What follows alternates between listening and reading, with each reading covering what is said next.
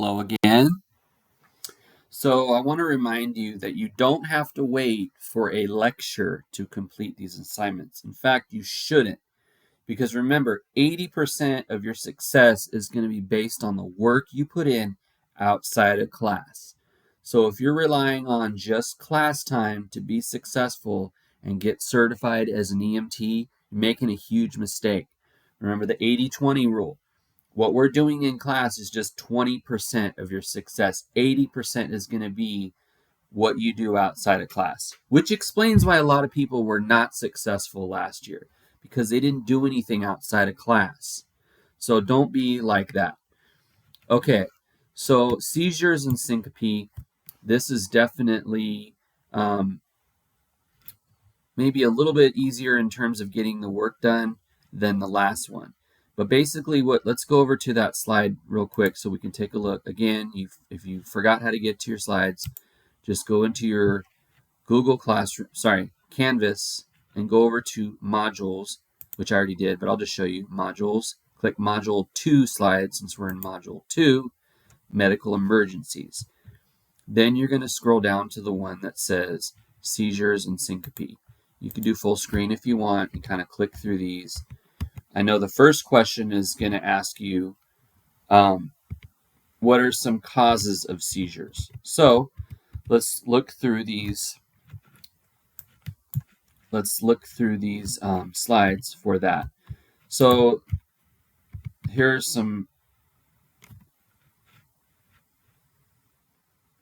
causes. All right. So, well, it talks a little bit about the different types of seizures, but again, the first slide basically says that one of the most common causes of seizures is epilepsy. But then if you go to the next few slides, you'll see that there are other secondary causes besides epilepsy.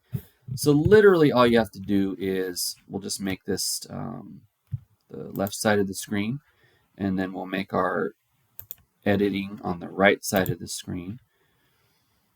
And we'll just type some of these. So I'm going to use my text box. I'm going to choose the black font.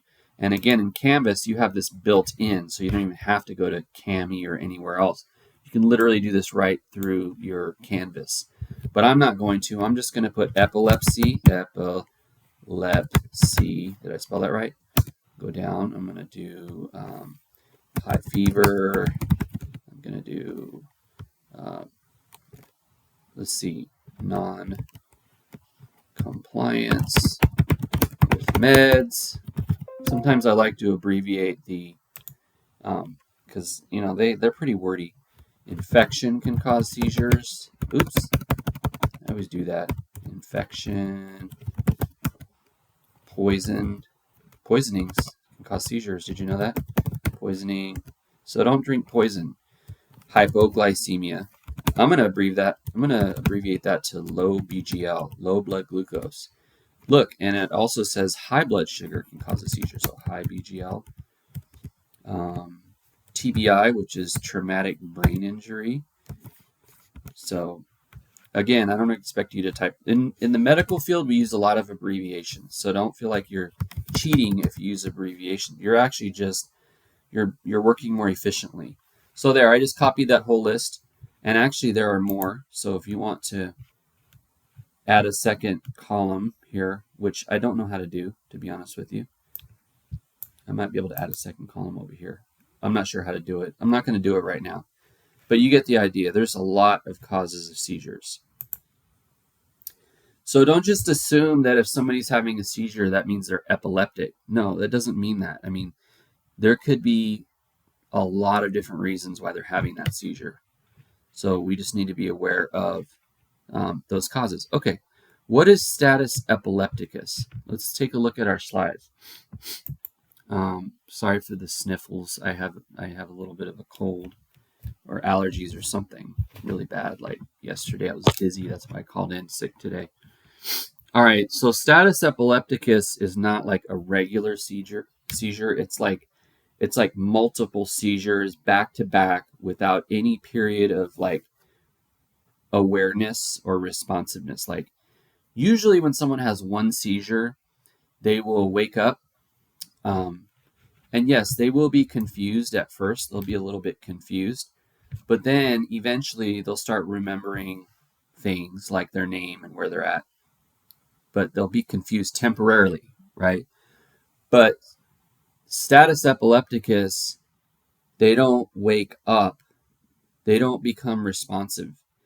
They just stay unconscious and they have multiple seizures. Like they'll have a seizure, it'll last a while, and then they'll stop having a seizure, but they'll still be unconscious, and then they'll have another seizure, and it'll just have like multiple seizures.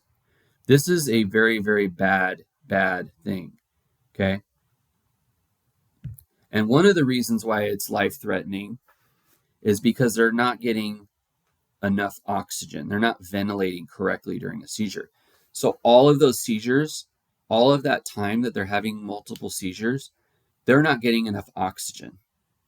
So it's like you have multiple problems. You have the seizures, and then you have the oxygenation issue. So your goal should be to ventilate that patient. But anyway, what I want you to do on this is just put it in your own words.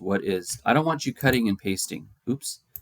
So like if I cut and paste this, well, it's not working anyway, but even if it did, if I just cut and paste this, it's called laziness. Type it in your own words. What is a status epilepticus? Okay. Let's go to the next question. What is the primary life threat during a seizure? Hey, I just answered that one too. They're not ventilating correctly. So don't say, I'm going to give them a nasal cannula or I'm going to give them a non-rebreather. Wrong. You need to ventilate. If they're having status epilepticus, if they had one seizure and the seizure's already over and you look at them and they're ventilating adequately now and everything looks good, and you put them on the SpO2 and it's 99% and there's no cyanosis or anything like that, okay, then you could put them on a non-rebreather. That's fine. But if they're in status epilepticus, you better be using a BVM with high flow oxygen. Does that make sense? Okay, how do we manage a seizure at the EMT level? Let's take a look. What does it say in the slides? Those are the stages of a seizure, in case you were wondering. Let's just make this full screen. All right, how do we manage a seizure at the EMT level? Because it's a paramedic level, we can give medications in their IV. We can do things like that, but you guys can't. But what can you do? You can look for evidence of other medical conditions. For example, you can check their blood glucose level, blood sugar, right? Maybe they're having a seizure because their blood sugar is too low or too high. So you can check their blood sugar. You can give them oxygen. You can provide comfort measures. You can look for evidence of trauma, poisoning, or other medical conditions. You can move objects away from them. If they're having a seizure in a classroom, you can move tables and chairs away from them. You can put something below their head like a pillow or a blanket so that they don't bash their head against the hard floor, things like that. You also need to be aware that seizures can be kind of like a precursor to cardiac arrest. So again, let's not get like tunnel vision and think, oh, this person's having a seizure, they must be an epileptic patient. Not necessarily. It could be a cardiovascular situation leading to cardiac arrest, or it could be one of those other things we talked about, low or high blood sugar. It could be poisonings, drugs, all kinds of different things, even like hypoxia or something. So again, don't get tunnel vision with seizures. Try to figure out what's happening. If they need support of their airway, support their airway, BVM, oxygen, etc. Okay, so that's seizures. Now the next thing your worksheet is going to ask you about is syncope. And that's kind of a weird word if you've never heard it, but as patient care techs, most of you have your PCT, you should be familiar with what syncope means. But let's go to our slides. What is syncope? So let's click in here. Oops. Enter full screen. Okay. Excuse me. How rude. I'm sniffling. I'm just so emotional when I talk about this stuff. Just kidding. Okay, so syncope. What is syncope? We call it syncope like syncopal episode is when they pass out. Here's the textbook definition. Oops. Oh, that's what the heck? How many slides is that? It's only 3 or 2 slides for syncope. Syncope is a temporary loss in consciousness, kind of like passing out, right? But here's the question. Why did they pass out? Did they pass out because it's like psychogenic, like something scared them? Like if you saw a scary, let's say you walked into your house and Jack Skellington was at the door and he's like, ah! And then that probably looked kind of weird. That would scare you, right? And maybe you'd pass out from being afraid, like, ah, that's called psychogenic shock. Or if you had like somebody tell you really, really bad news that was very disappointing, like the death of a family member or a friend, that could cause psychogenic shock. Or this one's kind of funny. Let's say that you're working in the back of the ambulance as a student and you see blood for the first time or vomit or something and it grosses you out. That could make you pass out. But those are all called psychogenic shock. But another thing that can cause syncope is your heart's not beating correctly. There's something wrong with your heart or your blood pressure, and that can cause syncope. So it can cause you to pass out. So the point is, syncope could be multiple different things. Even dehydration can make you pass out. Like if you haven't had water in like 8 hours and you're like working out or whatever, and you're like, oh, I feel lightheaded, and then you pass out. That's called a syncopal episode. There's syncope and then there's near syncope. Near syncope means like I almost passed out, but I didn't. All right, so syncope may or may not be serious. Like if it's your heart, obviously that's serious. If it's dehydration, I'm not saying it's not serious, but it may be less serious. You may be able to rehydrate and be fine. If it's psychogenic and it's mostly just like something psychological that happened, that may or may not be serious, but it may not be like physically serious, but maybe mentally serious. So it depends on what happens. Now, when they do have the syncopal episode, you need to check to make sure they didn't fall and cause a traumatic injury. Like if I fell in my classroom and I hit my head on the desk, now not only did I have syncope, but I have a traumatic head injury because I hit my head on the desk. So you need to kind of look at the whole picture to see what started this and also what happened as a result of it. Okay, so let's go back to our little homework thing. So it's asking you what are some causes of syncope. So if I were doing this, I'd type like, I could put cardiac issues. I could put emotional strain or something like that, or emotional issues. I could put dehydration. I mean, all the stuff we just talked about. I'll leave that up to you how you type that. And then down here, what should we investigate when managing a syncopal event?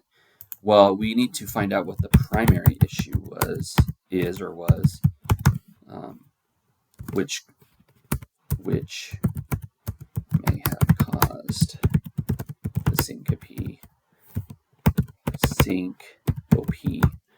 And then we also need to check for secondary injuries. You know what I'm saying? Do you know what I'm saying? And that's basically kind of what is syncope? Put that in your own words. Is this a life-threatening injury? It could be a life-threatening. Oh, sorry. It says, is this a life-threatening condition?